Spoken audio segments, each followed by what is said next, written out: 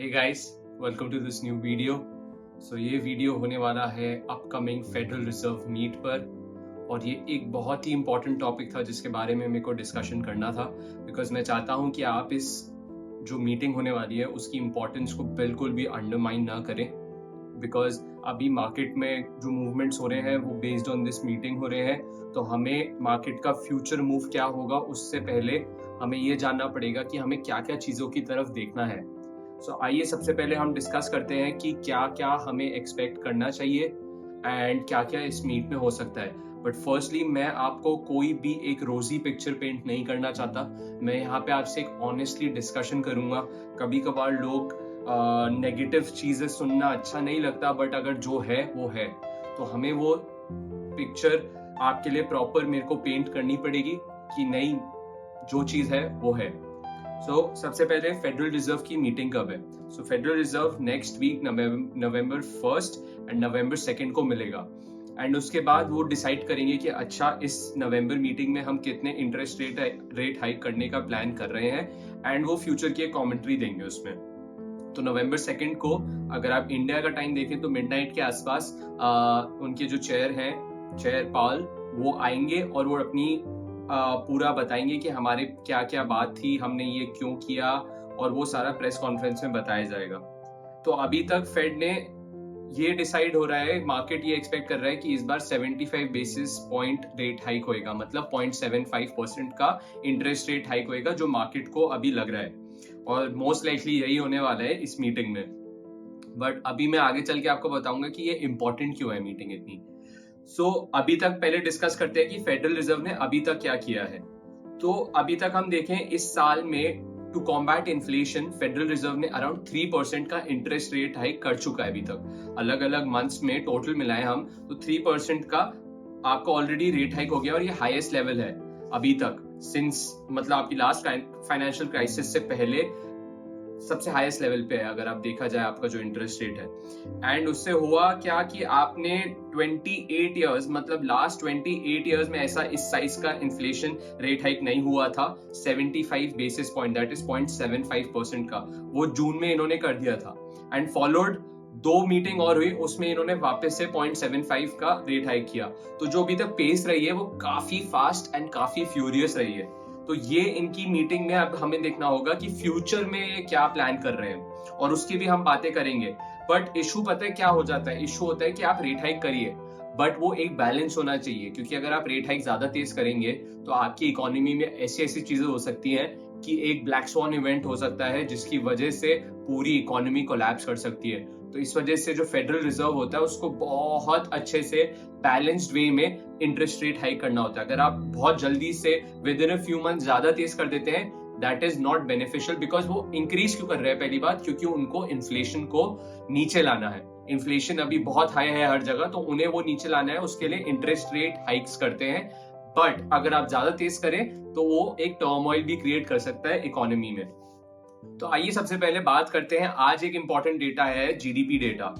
GDP data आज आया है 2.6%, एंड ये क्वार्टर 3 ऑफ 2022 का था, and this is coming after जो पहले Q1 और Q2 जो क्वार्टर्स थे वहां पे नेगेटिव या कॉन्ट्रैक्शन कह लीजिए वो हुआ था। तो Q1 और Q2 में कॉन्ट्रैक्शन हुआ था, बट ये वाला जो डेटा आज आया है वहां पे 2.6% का आपका ग्रोथ आया है Q3 2022 में यूएस में। अब फोरकास्ट कितनी थी? फोरकास्ट थी 2.4%। तो इससे इंडिकेशन क्या मिल रही है कि हायर देन एक्सपेक्टेड ग्रोथ आई है। तो इसका मतलब अभी भी इकोनॉमी स्ट्रांग है, और अगर इकोनॉमी आपकी स्ट्रांग है तो इसका मतलब क्या है कि इन्फ्लेशन पे प्रॉपर इफेक्ट आएगा, कि इन्फ्लेशन अभी भी हो सकता है और ऊपर जाए, और फिर अगर इन्फ्लेशन ऊपर जाएगी तो फेड को क्या करना होगा? फेड बोलेगी कि हम और इंटरेस्ट रेट हाइक करेंगे। बट इसको अब थोड़ा सा और डीपली समझते हैं। जीडीपी डेटा जो आया, जीडीपी डेटा में जो दिखा है हमें, वो दिखा है कि मेनली वो इस बार आपकी पॉजिटिव इस वजह से आया क्योंकि जो ट्रेड डेफिसिट होता है, एक्सपोर्ट्स माइनस इंपोर्ट्स, जो ट्रेड डेफिसिट है वो कम हुआ है, और वो कम इस वजह से हुआ है क्योंकि आपके इंपोर्ट्स, मेनली जो इंपोर्ट्स है यूएस में, वो काफी कम होते हुए दिखे हैं। और अगर इंपोर्ट्स काफी कम होते हुए दिखे हैं तो आपका जो ट्रेड डेफिसिट है वो नैरो हुआ है, और अगर आपका ट्रेड डेफिसिट नैरो हुआ है तो लोग ये कह रहे हैं इकोनॉमिस्ट कि ये एक वन ऑफ इवेंट ही है, ये वापस से रिपीट नहीं होएगा। तो इन फ्यूचर आप देख सकते हैं कि आपकी जो ग्रोथ होगी वो वापस से हो सकता है नेगेटिव ही आए। तो ये जो इस बार पॉजिटिव आई है ये वन ऑफ इवेंट है। तो आपको ये जरूरी है समझना कि ये जो पॉजिटिव है ये बहुत स्ट्रेंथ नहीं दिखा रहा है इकोनॉमी में। और दूसरी चीज जो आपके हाउसिंग मार्केट है वो काफी ज्यादा उसमें दिखा है कि जो हाउसिंग डिमांड है वो काफी नीचे आई है, and that adds to your GDP. Negative चीज है वो जीडीपी के लिए। हाउसिंग डिमांड आपकी काफी नीचे हुई है, और वो किस वजह से नीचे हुई है? क्योंकि आपके मॉर्गेज रेट्स काफी हायर लेवल पे है, अबव 7%। आपके मॉर्गेज रेट्स यूएस में अबव 7% है, जिसकी वजह से हाउसिंग डिमांड अब नीचे आ रही है। और वो मॉर्गेज रेट्स इतने ऊपर क्यों है? क्योंकि आपके जो फेड है वो इंटरेस्ट रेट हाइक कर रहा है, जो उन्होंने 3% इस साल में, इस साइकिल में अभी तक कर दिया है। तो उसकी वजह से आपके मॉर्गेज रेट काफी ऊपर है और आपकी हाउसिंग डिमांड नीचे आ रही है। तो मैं आपको ये इतना डीपली इस पे से बता रहा हूँ क्योंकि मैं चाहता हूँ कि आप इसको अच्छी तरह अंडरस्टैंड करें कि ये हो क्या रहा है। और जो कंज्यूमर स्पेंडिंग है वो भी आप देखिए कि वो जो है वो भी स्लो हुई है, जितनी एक्सपेक्टेशन थी उससे कम आई है। तो लास्ट कंज्यूमर स्पेंडिंग होती है जो हम मेजर करते हैं वो 1.4% से ही इंक्रीज हुई है, और पिछले क्वार्टर में 2% भी थी। तो जो कंज्यूमर स्पेंडिंग है वो भी नीचे हो रही है। और जो आपकी प्राइवेट डोमेस्टिक इन्वेस्टमेंट है वो वापस से नीचे ही है, 8.5% नीचे है वो। तो जो आपकी इन्वेस्टमेंट है, डोमेस्टिक इन्वेस्टमेंट वो भी कम हो रही है, और आपकी जो कंज्यूमर स्पेंडिंग है वो भी कम हो रही है। तो ये दिखाता है कि आपके हाउसिंग भी कम हो रही है और आपकी स्पेंडिंग भी कम हो रही है। तो जो फेड टूल्स यूज कर रहा है वो सही चल रहे हैं, और इसकी वजह से आज आपकी यूएस मार्केट में आप देखेंगे कि एक पॉजिटिवनेस है। बट अब हमें देखना होगा कि यहाँ से फेड क्या कर सकता है।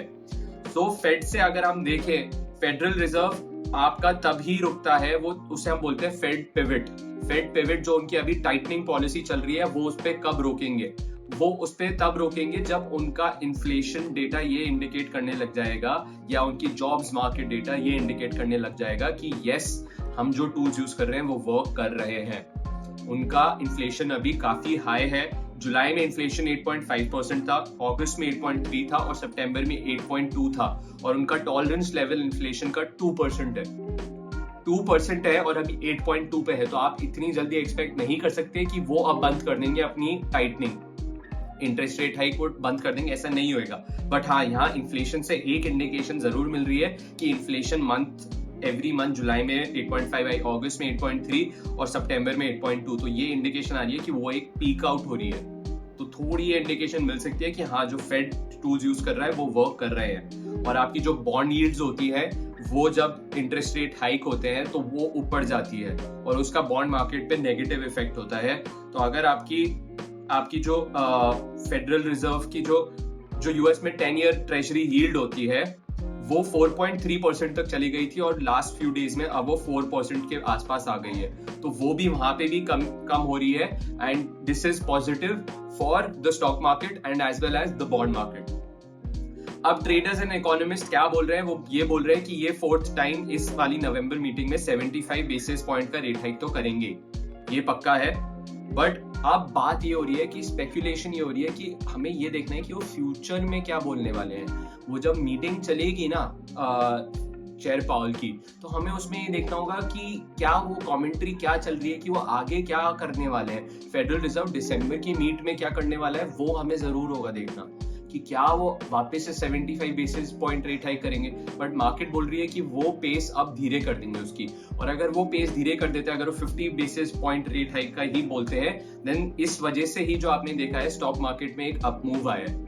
वो बोल रहे हैं कि अपना फेड अब हाउसिंग मार्केट में कुछ ज्यादा ही प्रेशर आ गया है, हाउसिंग डिमांड कुछ ज्यादा ही कम हो रही है। तो हो सकता है फेड यहाँ पे बोले कि हम थोड़ी अपनी इंटरेस्ट रेट हाइक जो है वो स्लो कर रहे हैं, दिसंबर में हम 50 पे ही करेंगे। तो अगर ये होता है तो इसकी वजह से ही स्टॉक मार्केट आपकी अप मूव दे रही है। बट अगर वहां से कहीं भी फ्यूचर फोरकास्ट में उन्होंने कुछ भी नेगेटिव बोल दिया तो आपके लिए और प्रॉब्लम होगी, आपकी स्टॉक मार्केट में और नेगेटिविटी होगी। तो हमें फ्यूचर कमेंट्री पे फोकस करना है कि क्या वो दिसंबर में 50.5% की बात करेंगे या 50 बेसिस पॉइंट्स की ही बात करेंगे। आपकी जॉब मार्केट अभी भी स्ट्रांग है, तो मुझे नहीं लगता कि वो ज्यादा ही दिखाएंगे मार्केट को कि अब हम नहीं कर रहे इंटरेस्ट रेट। एक तो आपका इन्फ्लेशन काफी हाई है। आपकी जॉब मार्केट डेटा जो सितंबर का था वो दिखा रहा है कि वो अभी भी स्ट्रांग है, जितनी एक्सपेक्टेशन थी। अनएम्प्लॉयमेंट रेट उससे कम आया और आपका नॉन फार्म पेरोल्स जो होती है, जो जॉब मार्केट की इंडिकेट करती है, वो भी हायर साइड पे आई है expectation. So that means the job market is still strong. तो ये सब सारी चीजें जब चल रही होंगी, आपको दो चीजें जरूर देखनी है। एक है डॉलर इंडेक्स। अगर डॉलर इंडेक्स वापस ऊपर जाने लग जाता है और वो स्ट्रेंथ दिखाता है, अभी 109 के आसपास है और 114 तक गया था। अब जब वो 114 से 109 आया है, उसमें आपकी स्टॉक मार्केट ने एक बहुत अच्छा डाउ जोन्स ने अराउंड 2000 पॉइंट्स का अप मूव दे दिया है। जब आपका डॉलर इंडेक्स 114 से 109 आया है, तो आपकी स्टॉक मार्केट में एक रैली आई। बट अगर यहाँ से डॉलर इंडेक्स वापस से ऊपर जाने लग जाता है, तो आपकी स्टॉक मार्केट पे वो प्रेशर ऐड करेगा। और अगर आपकी bond yields 10 year bond yields भी ऊपर जाने लग जाती हैं, तो वो एक आप देख सकते हैं अपनी बॉन्ड मार्केट में बॉन्ड यील्ड्स देख सकते हैं। अगर वो वापस ऊपर जाने लग जाती है, that is negative for the bonds and for the stock market. अब आपको दो चीजें मैंने बता दी क्या देखनी है। अब इंपॉर्टेंट इवेंट्स क्या है? इंपॉर्टेंट इवेंट्स, एक बहुत बड़ा इवेंट है नवंबर 1 एंड नवंबर 2 को आपका फेड मीट है। नवंबर 4 को आपका जॉब्स का डेटा आ रहा है एंड नवंबर 8 को एक बहुत ही इंपॉर्टेंट इवेंट है, वो है यूएस मिड टर्म इलेक्शन। तो यूएस में हर 2 साल बाद मिड टर्म इलेक्शंस होते हैं, जो 4 साल की एक साइकिल होती है प्रेसिडेंट की। उसके बीच में एक मिड टर्म इलेक्शंस होते हैं। और मिड टर्म इलेक्शंस में होता क्या है, मिड टर्म इलेक्शन जब होते हैं तो वो उसमें सेनेट और जो उनका हाउस है उसकी कौन पावर रहेगी, किसके पास रहेगी, वो होता है। तो अगर गलती से जो इस बार लग रहा है मोस्टली कुछ चेंजेस नहीं होते, जो रूलिंग पार्टी होती है वही जीतती है। बट इस बार बोल रहे हैं कि कॉन्टेस्ट क्लोज हो सकता है और इस बार बोल रहे हैं कि हो सकता है रिपब्लिकन वापस से कंट्रोल ले ले कांग्रेस का। और अगर वो ले लेते हैं, फिर आपका प्रेसिडेंट हो डेमोक्रेट और आपकी कांग्रेस हो रिपब्लिकन, तो आप कोई भी बिल कैसे पास करेंगे? उनके अगले 2 साल जो होंगे वो एक कोई फायदेमंद ही नहीं होगा, कुछ वो बिल ही नहीं पास कर पाएंगे कांग्रेस में। बिकॉज जो भी बाइडन चाहेंगे वो कांग्रेस में रिपब्लिकन्स अगेंस्ट रह जाएंगे। तो एक पॉलिटिकल इंस्टेबिलिटी आ जाएगी एंड जिसकी वजह से आपकी ये नेगेटिव है फॉर स्टॉक्स। अगर कुछ चेंज नहीं होता है तो स्टॉक मार्केट के लिए पॉजिटिव है और मार्केट उसके बाद रैली करती है। मोस्टली यही होता है बिकॉज कोई चेंज होता नहीं है। बट इस बार लग रहा है कि रिपब्लिकन्स कांग्रेस का होल्ड कर सकते हैं और देखना पड़ेगा कि क्या होता है। मेन कंक्लूजन, मैं इसको कंक्लूड इस वीडियो को इससे करूंगा कि फेड को अब ये देखना बहुत जरूरी है कि कैसे वो बैलेंस करें। पहले आप इंटरेस्ट रेट हाइक को नहीं करना चाहते, आप 0% पे रखते हैं। आपने इतना पैसा, यूएस में 0% इंटरेस्ट रेट करीबन बहुत टाइम से थे, बहुत सालों से थे। पूरा जो 2010 से लेके कोविड से पहले तक अगर आप पूरा देखें तो इंटरेस्ट रेट्स काफ़ी लोअर रहते थे। बट उससे हुआ क्या, कोविड आया, कोविड के बाद इंटरेस्ट रेट्स नीचे हो गए अराउंड 0 एंड कोविड भी इतना अच्छा नहीं था। उन्होंने स्टिमुलस पैकेजेस दिए और इतना ज़्यादा पैसा इकोनॉमी में आ गया कि उसकी वजह से आपकी इन्फ्लेशन बहुत ऊपर चली गई। और फेड पूरे वक्त बोलता रहा कि ये ट्रांजिटरी इन्फ्लेशन है, ये नीचे आ जाएगी। नहीं, फिर उसके बाद बोलते हैं इन्फ्लेशन को हम सॉफ्ट लैंडिंग करा देंगे, इकोनॉमी को कोई प्रॉब्लम नहीं होगी। बट अब ये लग रहा है कि अगर आपने ठीक से बैलेंस नहीं स्ट्राइक किया इन्फ्लेशन को कंट्रोल करने में और आपने इंटरेस्ट रेट्स बढ़ाने में, तो आपकी इकोनॉमी बहुत गंदी सिचुएशन में हो सकती है। वो भी एक दो महीने के लिए नहीं, बहुत लंबे टाइम के लिए। तो अब फेड को सबसे ज्यादा एक्सपर्ट दिखना है और एक्सपर्ट तरीके से इन्फ्लेशन को कंट्रोल करना है। अब पता नहीं क्या होगा, रिसेशन कब आएगी या नहीं आएगी, that only time will tell. But if you like this video, do hit the like button and also subscribe to my channel. Thank you. Bye bye.